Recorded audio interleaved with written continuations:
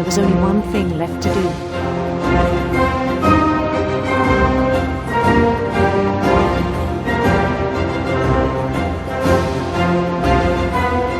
Bend down his head.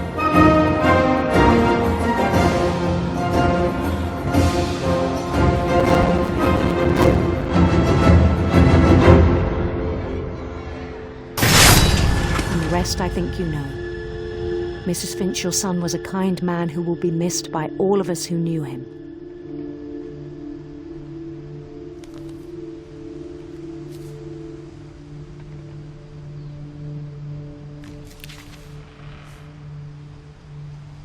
My brother was really cool. I wish you could have met him.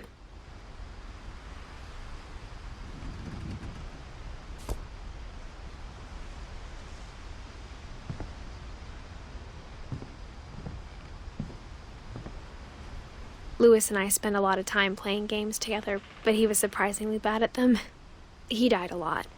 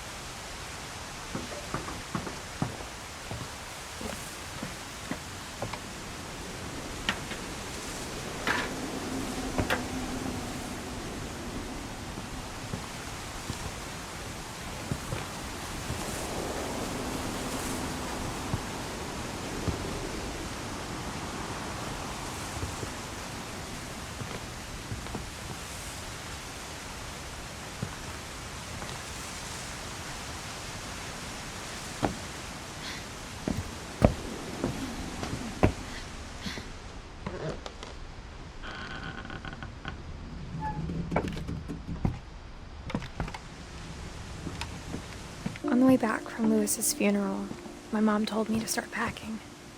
She waited until the day before we left to tell Edie.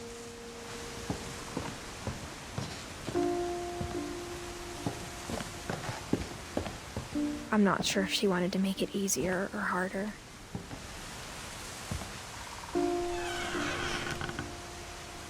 I wish we'd stayed. But I understand why we left.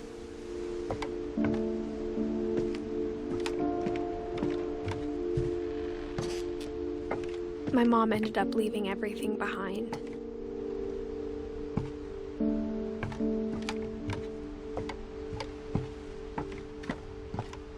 What happened that night had been coming for a long time.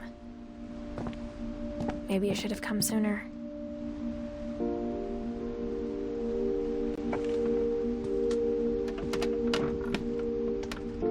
But it had to end one way or another. All that's left now is to tell you about that last night.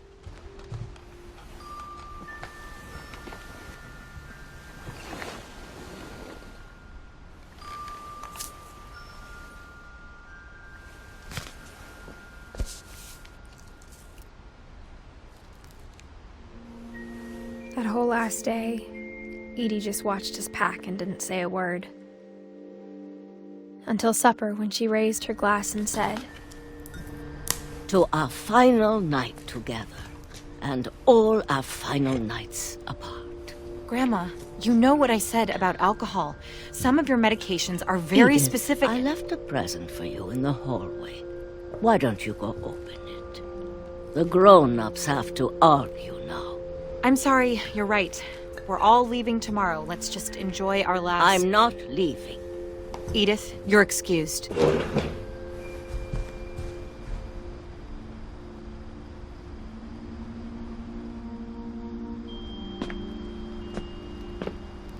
The power had been shut off that morning, but Edie always had plenty of candles. When my mom sealed the library, I don't think she knew about the other entrance. Or that Edie had a key to it.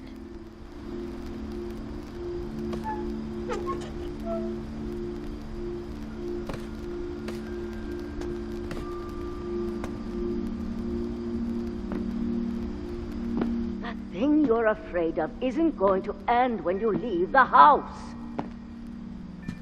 Edith has a right to know these stories. My children are dead because of your stories. I think it's best if Edith and I leave tonight. We'll have the nursing home send a van for you in the morning, okay?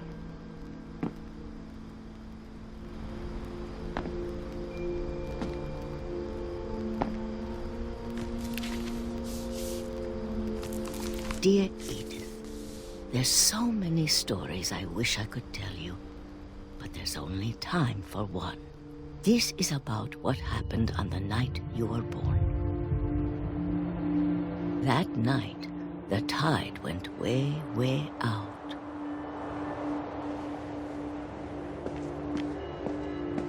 It was the first and last time I ever saw the old house aground. There'd been an earthquake out in the middle of the ocean. They called it the lowest tide in 1,000 years. God, it smelled awful. You know, I've seen that house every day of my life.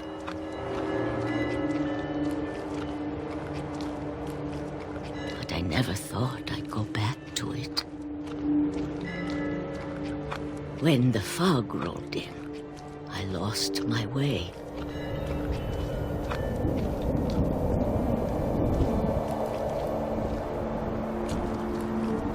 I got turned around.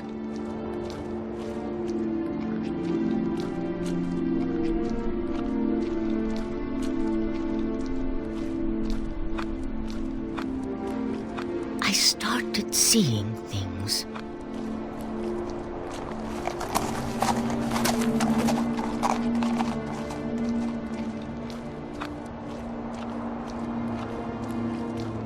Things I'd forgotten had ever existed.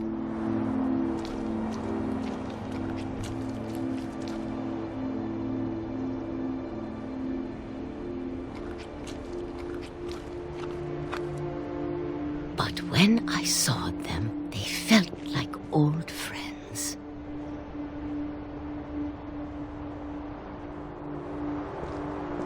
That night, a lot of things came back to me. Or maybe I came back to them.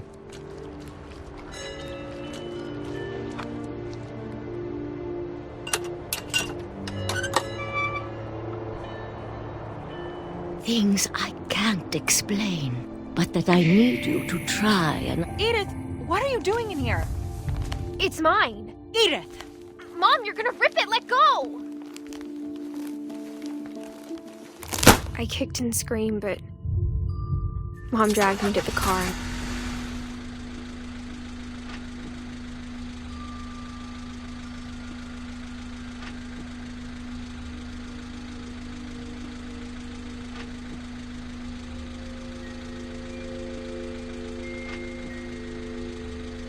I never saw Great-Grandma Edie again. The next morning, the van came to pick her up, but she was already gone. After that, we moved around a lot.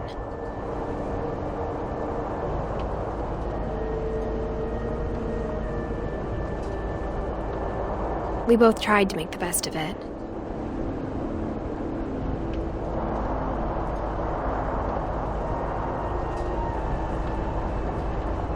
A few years went by.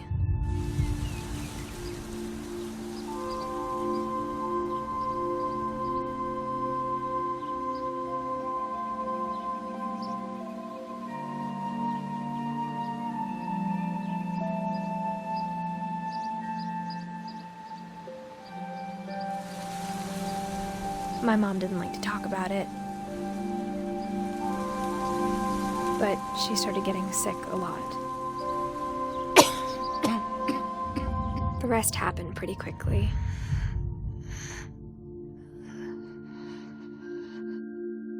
She got better for a while, and then she didn't. And then I was alone.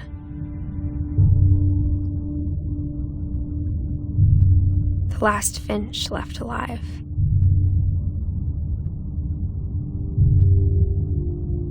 Until I found out about you. I'm still not sure what to tell you about all this. If we lived forever, maybe we'd have time to understand things. But as it is, I think the best we can do is try to open our eyes. And appreciate how strange and brief all of this is.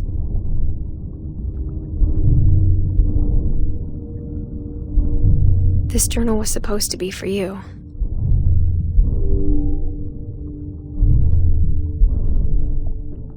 But now I hope you'll never see it. I just want to meet you and tell you all these stories myself. But I guess if you're reading this now, things didn't work out that way.